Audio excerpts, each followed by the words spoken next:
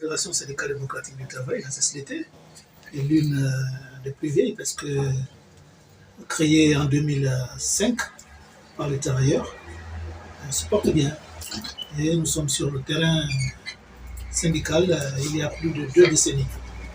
C'est pourquoi aujourd'hui, les travailleurs peuvent compter, n'est-ce pas, sur notre organisation. Je voudrais d'entrée de jeu, d'abord vous remercier de m'accorder ces temps parce que l'actualité abonde sur ces plans précis.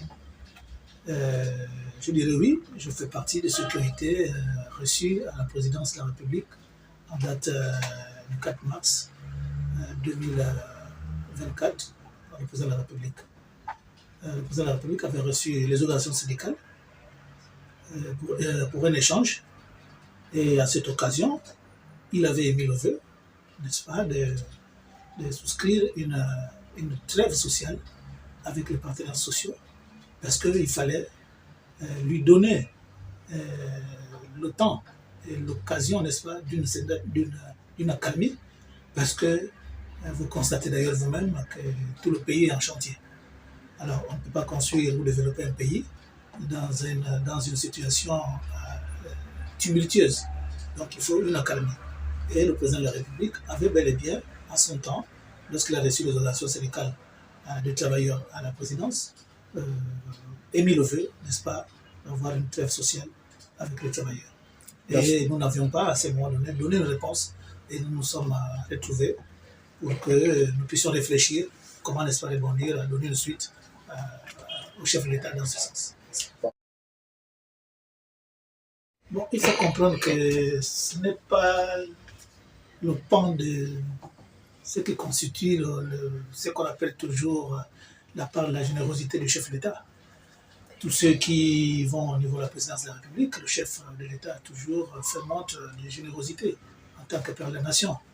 Donc ça ne constitue pas là, n'est-ce pas, la part du grain qui amène les organisations syndicales à, n'est-ce pas, à tendre la main vers une trêve sociale, sollicitée d'ailleurs par lui-même. Alors, je pense que ce qui est plus important, c'est que nous soyons nous-mêmes conséquents. Nous devons être conséquents que le pays sort d'un véritable gouffre. Au soir du 30 août 2023, je pense que le pays a changé de paradigme. Et nous sommes tous témoins de l'évolution de ce qui se passe depuis, n'est-ce pas, l'accession des militaires au pouvoir. Le pays est en chantier et il faut donner, n'est-ce pas, au chef de l'État la possibilité de pouvoir, n'est-ce pas, avancer dans tout ce qu'il engage comme, n'est-ce pas, chantier de développement et politique publique. Alors, pour revenir maintenant sur la deuxième point de votre question, vous savez que dans la vie, il existera toujours ce genre de considération. Monsieur Pierre Nizar est un jeune syndicaliste qui est assez courageux, qui a posé ses actes, que ce soit au niveau de son ministère des tutelles que le ministère des Affaires sociales, où beaucoup des avantages ont été, n'est-ce pas, reçus par son engagement, il faut le reconnaître. Pierre Nizar s'est battu dans le cadre, n'est-ce pas, du nouveau système de rémunération pour aboutir avec l'arrimage, n'est-ce pas, dans les pensions retraites. Donc, il a mené ce combat, il faut le lui reconnaître.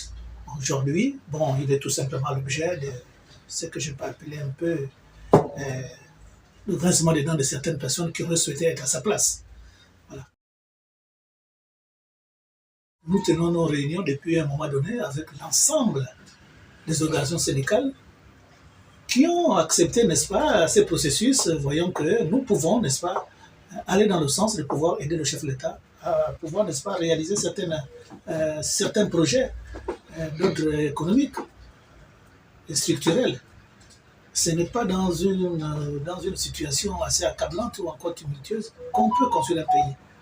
Donc Pierre Nizar ne devait pas faire l'objet d'être la cible. Pierre Nizar est accompagné d'autres acteurs syndicaux dans ce processus. C'était un problème interpersonnel. Ça n'a rien à voir avec le syndicalisme, c'est-à-dire que les gens auraient souhaité que ce soit eux qui soient à la place de Pierre Nizar. Mais Pierre Nizar n'est pas seul dans cette lutte, dans ce combat, et les choses avancent. Pierre Messa fait peut-être des choses que beaucoup n'arrivent pas à faire, parce que Pierre Messa va dans un combat constructif. Et d'autres ont certainement des agendas cachés qui font qu'ils ne perçoivent pas l'engagement de Pierre Messa comme un engagement fédérateur, mais tout au contraire. Pas qu'il y a plusieurs sons de cloches. Je disais tout à l'heure, c'était un problème de personne. Le syndicalisme, ce n'est pas... Nous ne faisons que la politique politicienne. Nous sommes là pour la défense des droits et des intérêts des travailleurs. Alors, le seul objectif, c'est que chaque travailleur doit à terme avoir quelque chose dans sa judiciaire. Donc je pense que l'idéal, c'est que nous fédérons, que les organisations syndicales se fédèrent pour parler d'une seule voix. Pour parler d'une seule voix, afin que le président de la République soit attentif, n'est-ce pas, aux préoccupations qui sont les nôtres. Donc nous ne pouvons pas aller en rang dispersé. Et je sais que nous savions souvent nous battre en interne, mais au moment venu, nous savons nous mettre aussi ensemble.